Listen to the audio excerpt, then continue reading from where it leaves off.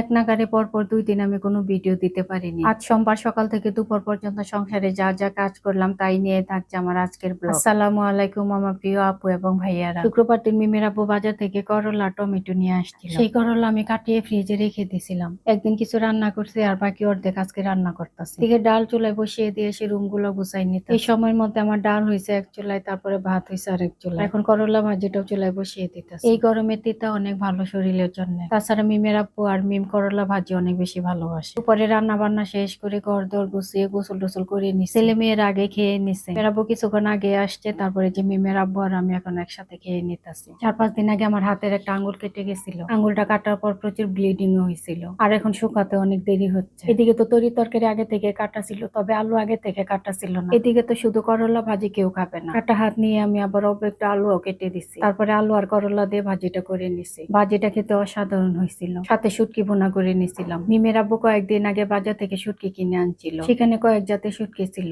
আমি শুধু সেখান থেকে লটিয়া শুটকি নিয়ে কাঁচামরিচ, পেঁয়াজ আর রসুন দিয়ে ভুনা করে নিছি, আর সাথে একটু ঘন ডালও রান্না করে নিছি। প্রথমে আমি ডালটা পাতলায় রান্না করতে চাইছিলাম, পরে দেখি রান্না করতে গিয়ে ডাল কেমন ঘন হয়ে গেছে। আলহামদুলিল্লাহ সবকিছু মিলে দুপুরে খাবারটা খুব ভালো ছিল। খাওয়া দাওয়া শেষ করে মিমের আব্বু চলে গেল বেডরুমে। প্রচন্ড গরমে মিমের আব্বু রুমে গিয়ে আগে সেটা ছেড়ে দিল। এদিকে খাবার দাবারের পর টেবিলটা ক্লিন করে নিলাম। আগে থেকে কিছু কাপড় বিছানার উপর রাখা আছে। ভাবছিলাম টেবিলটা ক্লিন করে কাপড়গুলো ভাঁজ করে নিব। এখানে সবগুলো শুকনো কাপড় সকালে রোদ্রে মেলে দেওয়া হয়েছিল, তারপরে এনে বিছানার উপর রাখা হয়েছে। ওইদিকে মিমের আব্বু আবার ডাকাডাকি শুরু করে দিল। খাবারের বেশ কিছুক্ষণ পরে মিমের আব্বু পানি খাবে, আর সেই জন্য সেটা আমাকে ডাকাডাকি করতেছিল। আমি গিয়ে মিমের আব্বুকে এক গ্লাস পানি দিলাম, তারপরে মাথাটা একটু টিপে দিলাম। মিমের আব্বু ঘুমিয়ে পড়লো। এদিকে তো আমার এখন অল্প কিছু কাজ বাকি আছে। মিমের আব্বু ঘুমানোর সাথে সাথে আমি আবার বেডরুমের লাইটটা অফ করে দিলাম। আবার এই রুমে এসে কাপড়গুলো আমি ভাঁজ করে নিলাম।